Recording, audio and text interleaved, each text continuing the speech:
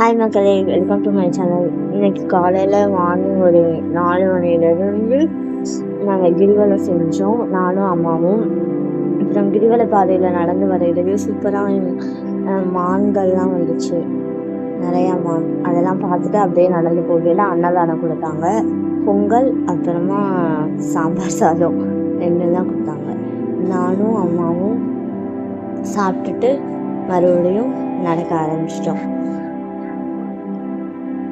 அப்படியே நடந்து வந்துட்டு நாங்கள் வர வரல ஒரு ராக்கெட் போச்சு, அந்த இதோட இருந்துச்சு. அப்புறம் வளையல்லாம் அழகாக வச்சுருந்தாங்க. அப்புறம் அதெல்லாம் பார்த்துட்டு அப்படியே நடந்து போனோம்.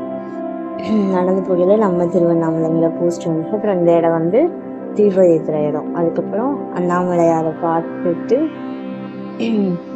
அப்படியே வீட்டுக்கு கிளம்பியாச்சு.